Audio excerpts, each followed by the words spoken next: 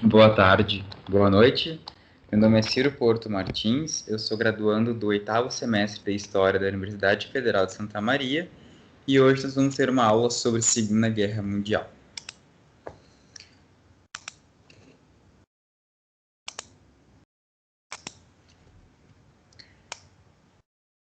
Bom, vamos lá.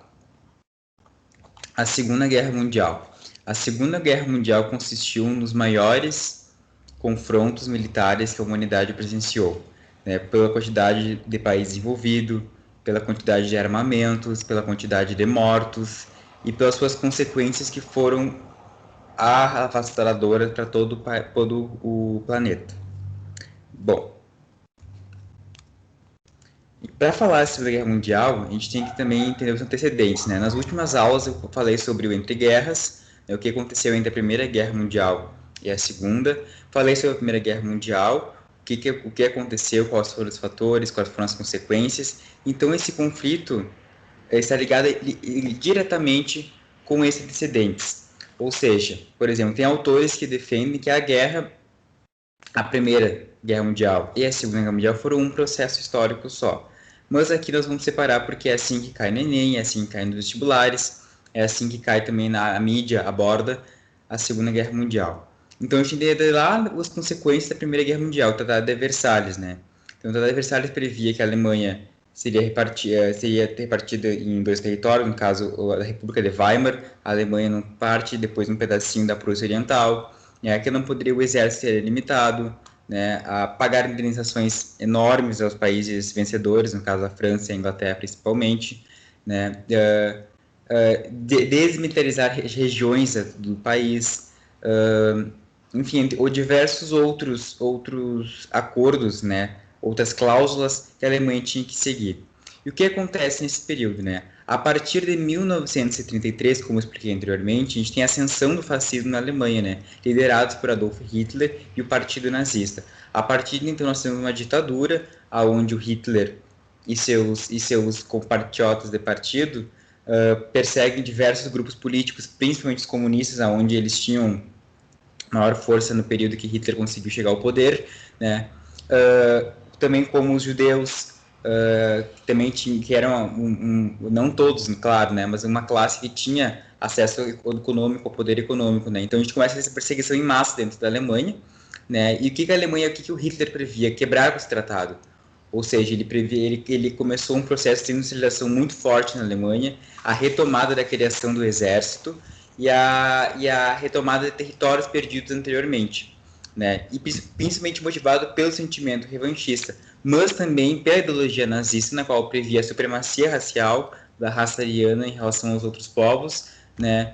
A questão do espaço vital da Alemanha, né? Que a Alemanha tinha que ser uma nação grande, né? Então é aí que a gente tem a criação do Terceiro Reich, né? O terceiro Império Alemão, né? Então esse antecedente nesse período. Então é uma efervescência ocasionada principalmente, não ocasionada, mas potencializada principalmente pela crise de 1929, né, onde tem a ascensão desse fascismo na Alemanha, e aí começa a perseguição desses opositores ideológicos e políticos na Alemanha. Bom, aqui eu vou mostrar um mapa que eu mostrei também na aula anterior, sobre a Alemanha de Weimar, né? Como é que se encontrava o território alemão quando Hitler chegou ao poder? Tinha cidades independentes, no caso cidades-estados, nós tínhamos ali a divisão e tinha aquele chamado corredor polonês, né? E toda essa região em volta aqui da Tchecoslováquia, essa região aqui, da Polônia, tinha populações germânicas, né? Porque a população germânica estava espalhada por toda a parte oriental da Europa, né? Em diversos, hoje em dia, outros países que hoje em dia conformam ali os Balcãs, a Europa Oriental. Então a gente tinha populações germânicas significativas, né? E um dos motivos que Hitler reivindicava era que essas populações alemãs tinham que fazer parte do único só território, do único só nação, né, que era o espaço vital. Né? E a Alemanha, diferentemente de outros países, como o Brasil, por exemplo, acreditava que para te ser cidadão tinha que ser sanguineamente, ser jus sanguíneo, não jus só, que é que nasceu num país que é alemão. Não. Para os alemães, no período, era a questão sanguínea. Então a gente tinha populações pelo mundo todo germânica, né? Nos Estados Unidos, no Brasil, colônias significativas. Então, é isso aí que o Hitler queria tornar a Alemanha grande novamente, né? Então, a gente tem esse corredor polonês onde tinha uma grande animosidade do Hitler com essas populações que, né, a Polônia surge a Primeira Guerra Mundial, era uma consequência do Tratado de Versalhes, né?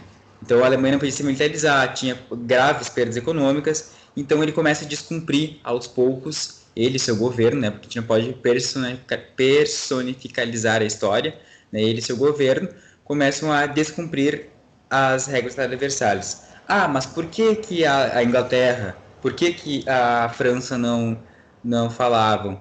Porque eles tiveram um processo de um desgaste muito forte na Primeira Guerra Mundial, principalmente a França, né? E por perdas humanas, enfim, e potencializado pela crise de 29. Então, era um país que encontrava-se fraco. Então, o que eles queriam evitar? O conflito. Né? Eles queriam evitar o conflito de qualquer forma. Então, era uma paz assim, relativa, no caso. Eles sabiam que a Alemanha estava com esse perigo, esse potencial perigo de voltar a ser, né, uma potência ameaçadora para esses países. Então, eles acabam não declarando guerra ou não sancionando a Alemanha, mas sim fazendo acordos diplomáticos. Então, para começar os antecedentes da guerra, a gente coloca 1939, né, porque é onde começa o conflito na Europa. Contudo, para outras partes do planeta, o conflito começou anteriormente, né? Por exemplo, na região da África, né? Aí do chifre africano. A Itália fascista, em 1965, invade a Abissínia, a atual Etiópia, né? O reino da Etiópia, a Abissínia, era uma região onde estava em fronteiras com as colônias italianas da Somália e da parte da Eritreia. Então a Itália invade esse país, que era um dos únicos países independentes do continente africano, o resto era colônia, invade com a tentativa de mostrar que tem força pela busca de mercado consumidor de matérias-primas, né? Então, a Itália invade isso aí e mostra o seu poder militar, né? Querendo buscar aquele poder militar lá na Roma Antiga. O Mussolini tinha essa ideia, o Mussolini, fascista italiano, né, que era o líder da Itália fascista no período, ele queria buscar aquela hegemonia lá na Roma Antiga, né, onde Roma dominou todo o Mediterrâneo, e Mussolini almejava isso, né. Claro que são processos completamente diferentes, né, a Roma Antiga não tem muito a ver com a Itália atual, né? Então, são coisas que eles buscam num passado mitológico, muitas vezes, a Alemanha também no passado, uma germanidade, por exemplo, o fascismo faz isso, para dizer que lá era puro, lá a cidade era pura, a cidade era o ideal, né? E lá que nós fomos grandes. Então ele busca nisso aí. E ele invade a Etiópia e tem consequências gravíssimas, né? Porque trava-se uma guerra. A segunda, a primeira Etiópia ganhou lá no século XIX. Então a gente tem uso de armas químicas quando a população civil. A gente tem grandes massacres nesse período. Então, uma região que até então é estratégica, porque fica perto do canal de Suez, né, que liga a Europa à Ásia. Né? A invasão da Abissínia decorreu do primeiro conflito que se deu a guerra. Né? Então, como eu falei anteriormente, né, é um conflito que para os africanos ou para os italianos já começou ali. Né? Então, a gente tem esse debate historiográfico sobre o início da guerra. Qual foi a parte culminante da guerra? Né? Enfim, qual foi o estopim? Né? E as consequências foram a busca por matérias-primas, também pela questão da expansão territorial da Itália, né? E o uso de armas químicas, como eu falei para vocês anteriormente. Tá? O que nós temos também para entender? Outro país que nós precisamos entender para compreender todo o processo da guerra foi o Japão. Né? O Japão faz a Revolução Meiji, que a gente chama lá nos finais do século XIX, século XX, e se industrializa rapidamente. Só que o Japão é uma ilha, então ele carece de recursos naturais, ele carece de mercado consumidor. Então, o que acontece? O Japão começa a se espalhar pelo Pacífico, né? Então, a partir desse período, nós temos a invasão do Japão a regiões da atual China, que também era China na época, e da região da Coreia, né? E começa um processo muito forte de industrialização, de militarização desse país, né? E a busca de matérias-primas é o essencial. Para eles crescerem industrialmente, eles precisam de matéria-prima. Então, eles invadem regiões que eram riquíssimas, a região da Manchúria, na China, a região da Coreia eram riquíssimas. Contudo, o Japão isso é extremamente violento nesse período, né? O Japão imperialista, o pessoal chama, alguns chamam de Japão fascista, né? Nós temos uma monarquia nesse período do Japão, liderada pelo Hirohito, né, imperador, mas nós temos uma ditadura militar nesse período, nesse meio, né? Então nós temos grandes generais que mandam no país, né? Então nesse período nós temos uma forte opressão do Japão a esses países invadidos. Então, nós temos estupros coletivos, nós temos trabalhos forçados, nós temos grandes genocídios. Então, foi extremamente violenta essa ocupação japonesa nessas regiões inicialmente. Né? Tanto que até hoje em dia tem muitos processos ouvidos no Tribunal de Haia, em Tribunal dos Direitos Humanos da ONU, desses países contra o Japão. Tá? No caso dos países, né, da China atual, Coreia do Sul e Coreia do Norte. E aqui temos uma imagem, ó, do Japão, né, e do Império Japonês. Ali a região da Coreia era imediatamente um território japonês, né, e a região da Manchúria, que é essa aqui em verde, eles criam um estado satélite ao Japão, que é o Manchukuo, né, enfim, que era um estado que era rico em recursos naturais, no caso era um estado, mas ligado ao Japão. Não fazia parte do território japonês, mas era um estado ligado ao Japão. Aqui essa outra imagem, eu peguei da mesma fonte, nós temos a invasão da Manchúria pelos soldados japoneses. Ó. Bom, vamos falar dos personagens principais dessa guerra também, né? A Alemanha, né? Então, a partir de 1933, com a ascensão do partido nazista ao poder, as políticas econômicas e territoriais foram modificadas. Então, Hitler começa a ter um avanço econômico muito forte, porque ele intervém com o Estado na economia. Então, ele faz um processo de industrialização, ele volta com a militarização. Né? Então, e por que a militarização, eu digo? A Alemanha não podia ter era um X número de soldados, um X número da frota frota marítima, X número de frota de canhões, e o Hitler desobedece essas ordens do tratado e começa a militarizar. Militariza a região do Sarre, que é uma região próxima à fronteira com a França, né? E começa a olhar para aquelas populações germânicas que não estão no território da Alemanha nazista, né?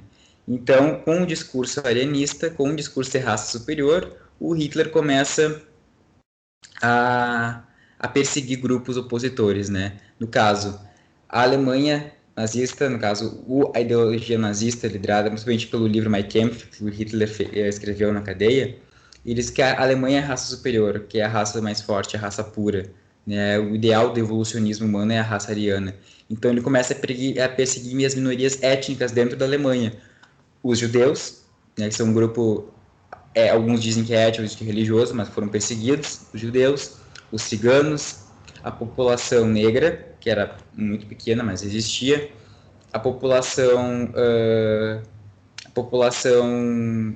homossexual, no caso LGBT, na época, o termo não era cunhado na época, mas vamos falar hoje em dia, os homossexuais, né?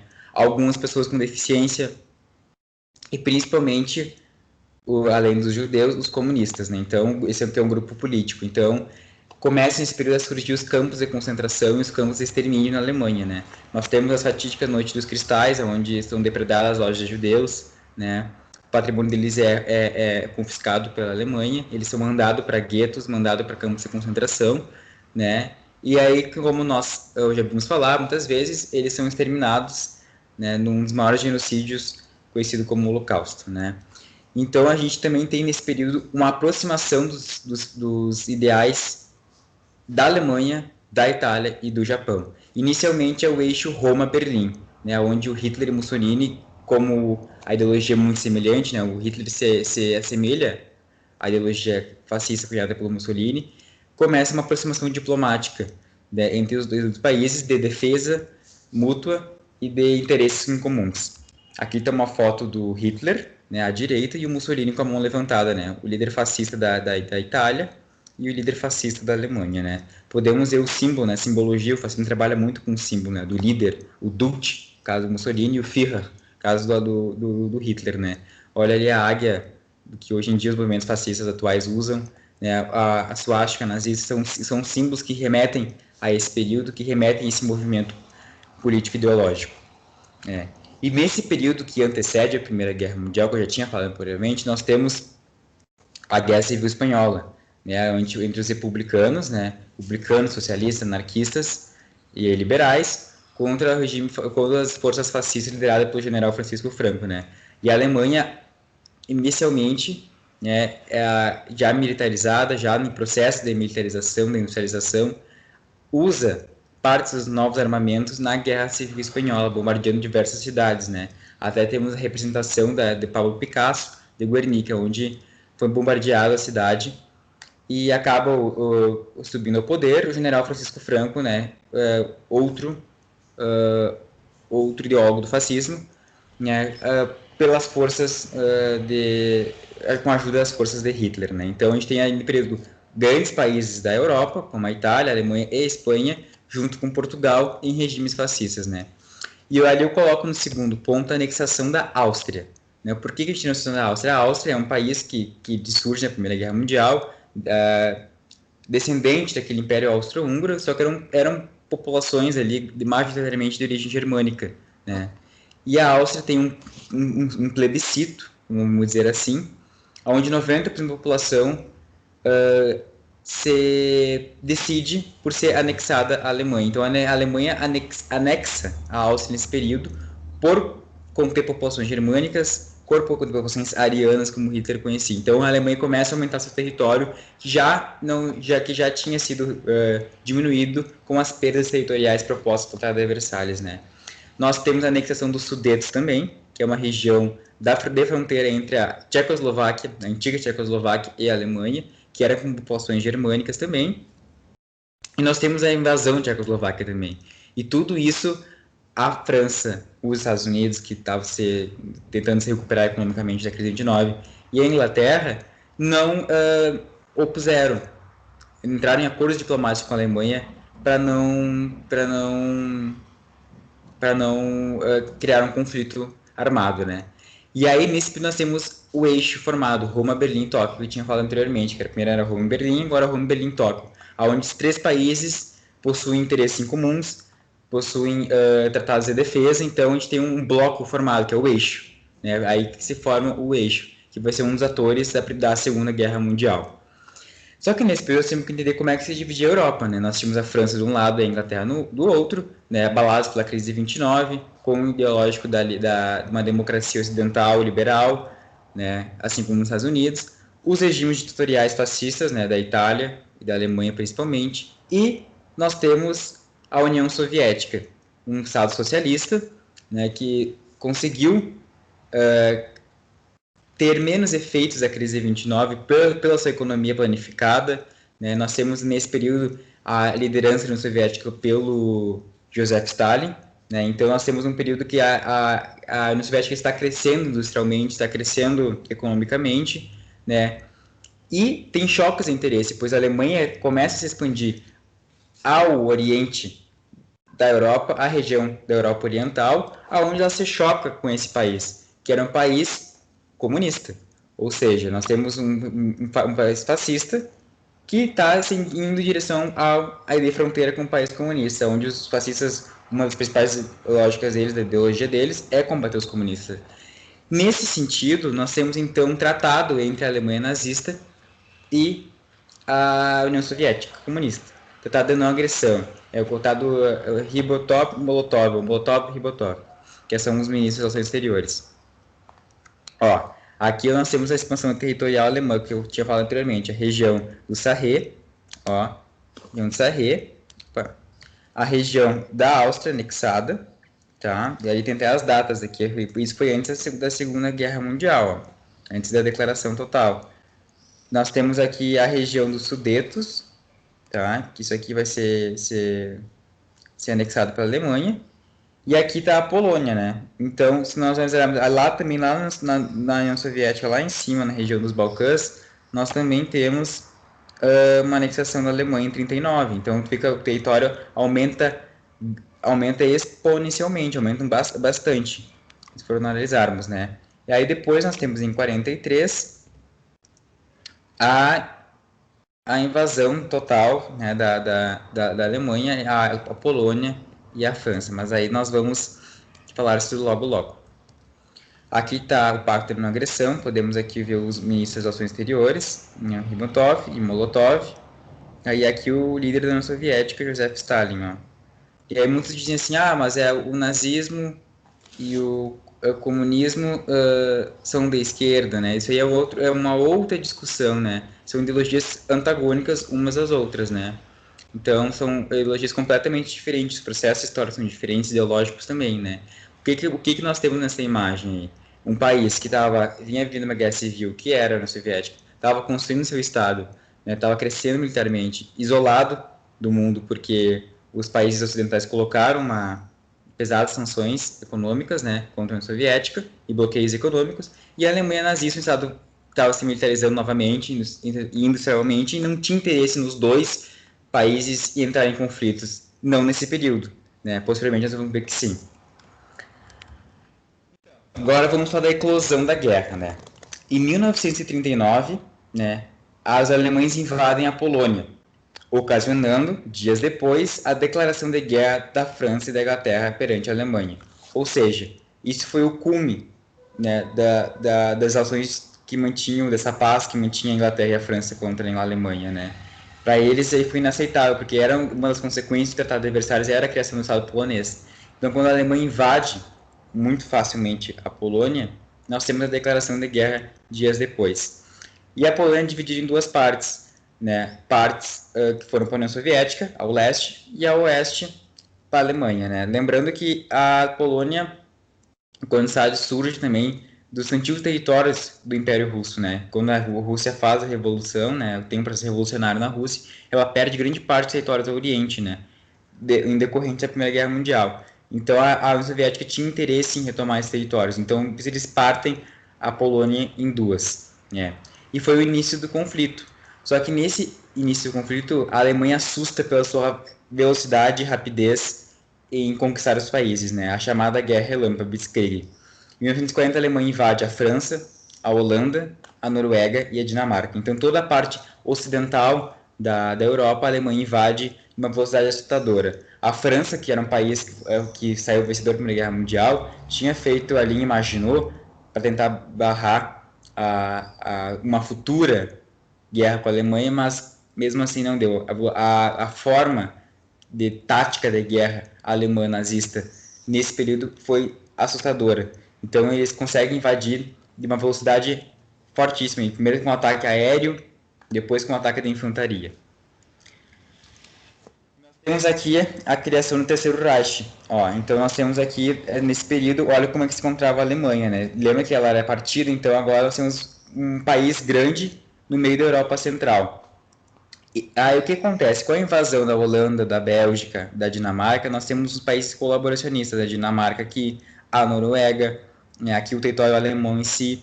Nós temos aqui também a invasão controlada pela Alemanha, que é aqui na Holanda, na Bélgica, e a França. Quando a França capitula, ela é dividida em duas. Essa parte mais ao norte, em verde, ela é controlada pela Alemanha.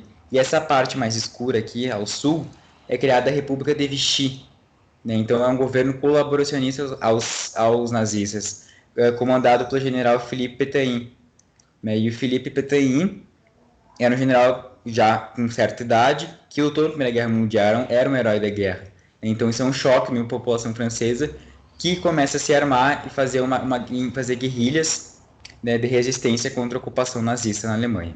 Tá? Essas regiões também, junto com a Itália, a Alemanha ocupa essa região dos Balcãs aqui, né? E essa aqui, posteriormente, a Alemanha invade quando ela invade a União Soviética, que agora nós vamos falar. A Operação Barbarossa, né? Em 1941, a Alemanha rompe com o Tratado de Não Agressão, o Pacto de Não Agressão, e invade a União Soviética. Né? Então nós temos um avanço muito forte da Alemanha em relação à União Soviética. Nós estamos aqui em Moscou, aqui perto. Né? Então a Alemanha sobe muito rapidamente com a Blitzkrieg em relação à União Soviética.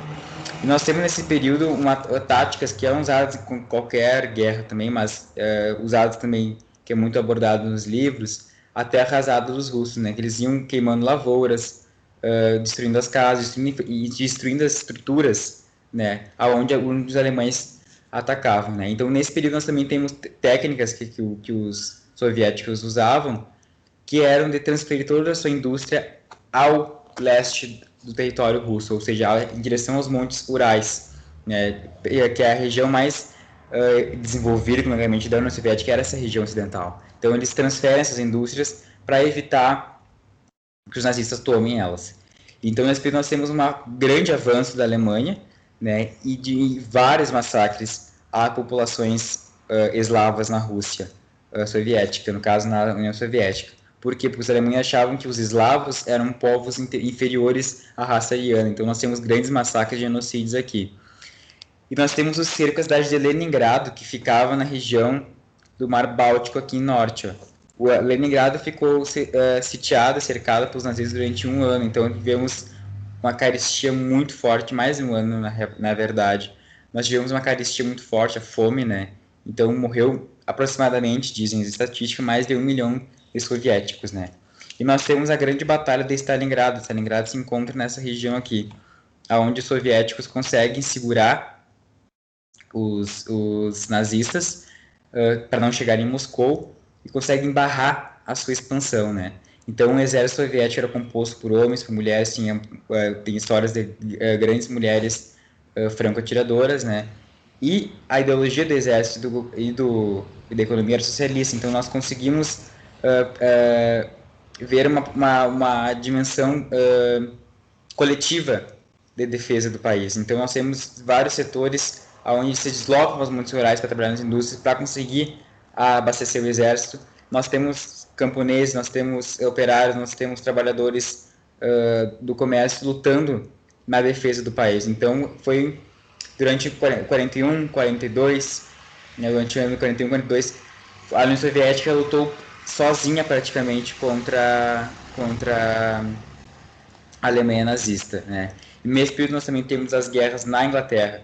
Quando a França capitula, o Hitler tinha o objetivo de invadir a Inglaterra. Só que como a Inglaterra está sendo uma ilha e tendo uma força naval aérea muito forte, a Alemanha perde na força aérea e naval para a Inglaterra, apesar de bombardear diversas vezes Londres, não consegue invadir a Inglaterra. A Inglaterra também consegue se manter sozinha lutando na guerra, né? E interessante também nós notarmos por que a gente não fala dos Estados Unidos nesse período, né? Os Estados Unidos inicialmente manteve-se neutro na guerra, né? Fazendo como ele fez na Primeira Guerra Mundial, analisando quais seriam os perigos de entrar na guerra, né? Estava se recuperando economicamente. Então, é um processo que se deu praticamente na Europa, né? E na África, porque a gente tem invasão, né, da Itália ao norte da África, né? Então, nós temos um processo de mundialização da guerra, porque o Japão também está invadindo diversos países na Ásia, né? Aí que entra a questão dos Estados Unidos. Por que os Estados Unidos entram na guerra, né? Nós temos uma disputa na área de influência do Oceano Pacífico. O Japão começa a invadir regiões de Singapura, regiões da China, novamente, regiões da Indonésia, do atual Vietnã, da Indochina francesa da época, quando a França capitula, o Japão invade, né? Como a Holanda capitulou também, a Indonésia era colônia da Holanda, o Japão toma, né? E nós temos uma região de choque de interesses econômicos e políticos entre os Estados Unidos e o Japão. Por exemplo, nas Filipinas, né? O Japão invade as Filipinas, e as Filipinas era colônia norte-americana, foi colônia norte-americana, né? Então entrou isso em choque. Então nós temos aqui o ataque japonês não premeditado, ou seja, eles não mandaram um aviso, a uma base norte-americana no estado do Havaí, né? No território do Havaí. Por kamikazes e pela força aérea japonesa. Então nós temos ataque e inicialmente, logo após esse ataque, os Estados Unidos declara guerra ao Japão em 1941. Então está formado os dois blocos agora contra o eixo, né? Um lado é a Inglaterra, os Estados Unidos e a União Soviética, fora os outros, Canadá, né? Enfim, as colônias inglesas. No outro, a Alemanha, a Itália e seus países, né, aliados, como a Romênia, como o estado de Manchukuo, como, por exemplo, partes quando a Grécia capitula, da Grécia. Enfim, nós temos diversos territórios da Polônia também, né, líderes poloneses apoiaram todos, é claro, apoiaram os nazistas, né? E a Grécia é uma questão bem interessante, porque nós temos uma questão de que a Itália tenta invadir a Grécia e não consegue. A Grécia só consegue se capitular com a invasão alemã, que vai socorrer a Itália nesse período, né? E nós temos a entrada do Brasil no conflito, né? Em 1942, nós temos, com o ataque no final de 41 japonês à base norte-americana, em 42 o Brasil rompe diplomaticamente por uma pressão norte-americana, mas também por uma pressão interna da população brasileira. Rompe, e nesse período a gente tem um afundamento de navios mercantis brasileiros na costa do Brasil, como também no exterior, por submarinos alemães. Então o Brasil declara guerra em 1942, desculpa, em agosto de 42, contra a Alemanha e contra a Itália e o Japão. As forças aliadas, né? Aí nós temos a partir de 1943, uma coisa que os soviéticos pediam desde a invasão nazista à União Soviética, era a abertura de um novo fronte da guerra, né? Então nós temos, a partir de 42, a abertura de um fronte no norte da África, né?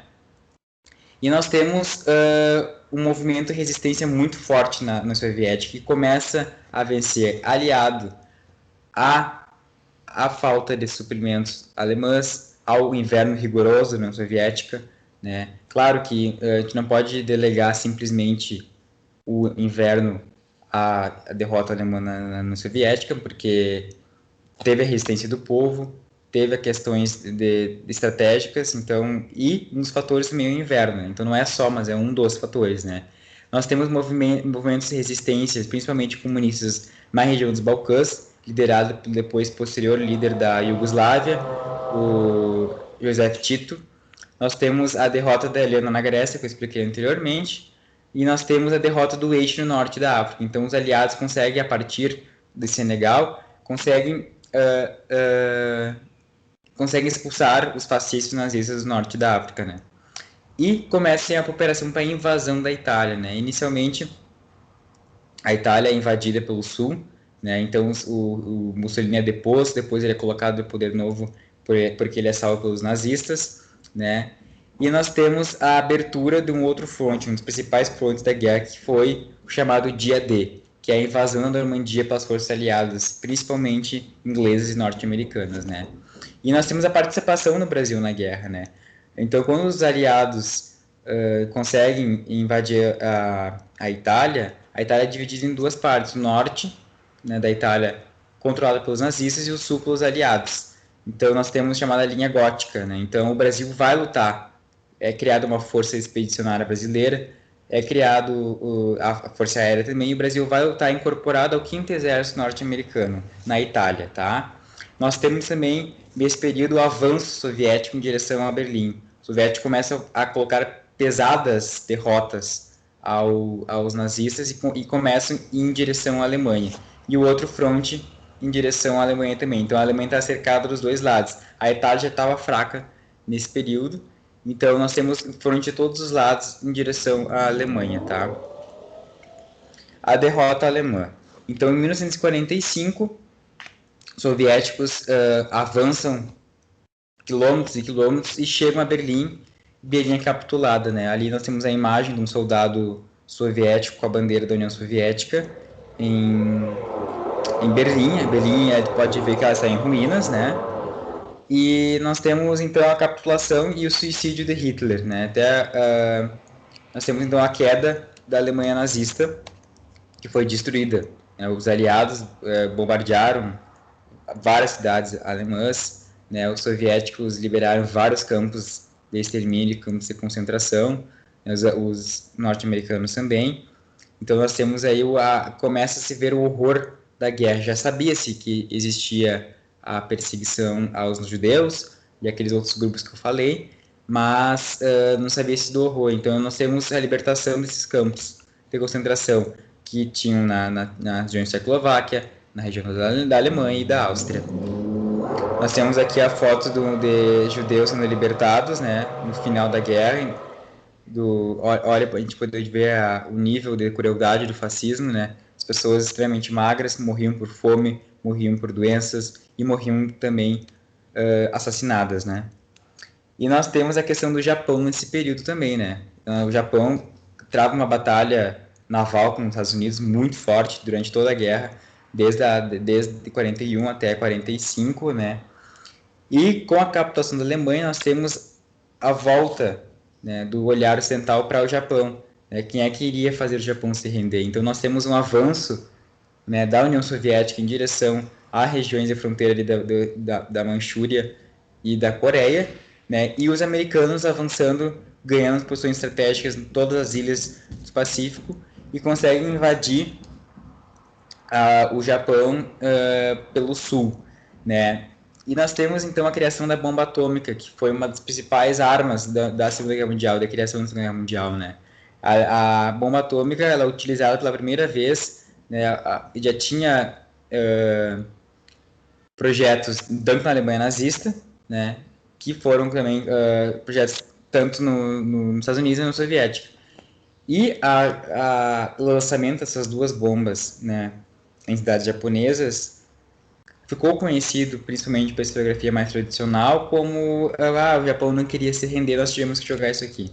Mas tem outros interesses por trás, né? O Japão iria se render de qualquer forma, porque já estava capitulando, né? Mas foi uma forma de acelerar a rendição japonesa perante o avanço soviético na Coreia, como também mostrar força à União Soviética. Então aqui a gente começa a ver os pilares da Guerra Fria, né? Os pilares que as duas potências que emergem dessa guerra com as maiores potências do mundo, né? Então, por um temor da União Soviética, por um aceleramento, o Japão é capitulado e nós temos o lançamento de duas bombas atômicas em duas cidades de porte grande para o período no Japão, né? Então, nós temos uma morte imediata de milhares de pessoas, né? De 40 a 50 mil pessoas, dependendo da estatística, fora os acontecimentos decorrentes da radiação. A radiação ocasionou diversos problemas na população japonesa que sofreu esse ataque. E as consequências para finalizar a Segunda Guerra Mundial, né? A criação da ONU, das Nações Unidas, né? O mundo dividido em dois grandes blocos de influência: o capitalismo representado pelos Estados Unidos versus o socialismo representado pela União Soviética, a queda do fascismo na Europa, exceto em Portugal e Espanha, onde o Ocidente deixa aqueles ditadores no poder por temer uma influência comunista. Nós temos a Guerra da Coreia, imediatamente, que divide a Coreia em duas partes, na norte comunista e a sul capitalista. Nós temos a Revolução Chinesa em 1949, que liderados pelo Mao Zedong, né, que foi ele juntamente com Chiang Kai-shek, eram grupos antagônicos que se uniram contra a invasão japonesa. Depois tem uma guerra civil e a revolução é implementada, né, então é uma outra forma de comunismo também, do socialismo. Nós temos a independência da Índia e a criação da Índia e do Paquistão, né, onde tem as maiores migrações da história da humanidade, né, que é um Estado islâmico e de um Estado hindu. Né, nós temos a independência, o início do processo de independência, início não, já tinha havido anteriormente, mas um aceleramento para a independência das colônias africanas, né, em países. E nós temos também o Estado de Israel, que então, enfim, que é a criação de onde é que foram aqueles judeus perseguidos na Guerra Mundial, né? Então a criação já veio anteriormente, então em 1948, né, cria-se o Estado de Israel dentro do Estado da Palestina, que era um território inglês no período. Então temos confrontos até hoje em dia decorrentes desse período, por exemplo, a questão da Palestina e Israel. E nós temos a divisão da Alemanha. A Alemanha é dividida pelos aliados em blocos de influência. Então aqui nós temos o território da República de Weimar, como é que ele ficou, né? Porque aqui não está aparecendo a Áustria e a Tchecoslováquia, que a Alemanha incluiu, né, no período nazista, né? Nós temos a criação do Estado polonês, então as partes orientais da Polônia, da Alemanha, foram dadas à Polônia, essas partes em branco aqui, pelo soviético. A Polônia se torna um Estado comunista, onde os soviéticos colocam, juntamente com os processos de guerrilha, colocam os comunistas no poder, colocam não, né, juntamente, né, auxiliam os comunistas no poder. Nós temos aqui essa parte oriental de zona de influência soviética, e essa parte ocidental inglesa, francesa e norte-americana, assim como a Áustria, né? Então, nesse período, posteriormente, a gente fica dividido em duas partes, a Alemanha Ocidental, capitalista, e a Alemanha Oriental, comunista, né, sob influência da União Soviética, né? E ali dentro da Alemanha Oriental, nós temos a cidade de Berlim, capital, onde ela é dividida em duas. Posteriormente vai ter o muro, né? Enfim, a Alemanha só vai se unificar, a gente fica essa parte desse território aqui, em 1939, com a queda do muro de Berlim. Era isso, pessoal. Muito obrigado aqui das revistas bibliográficas que eu li para dar essa aula. Nos vemos outra hora.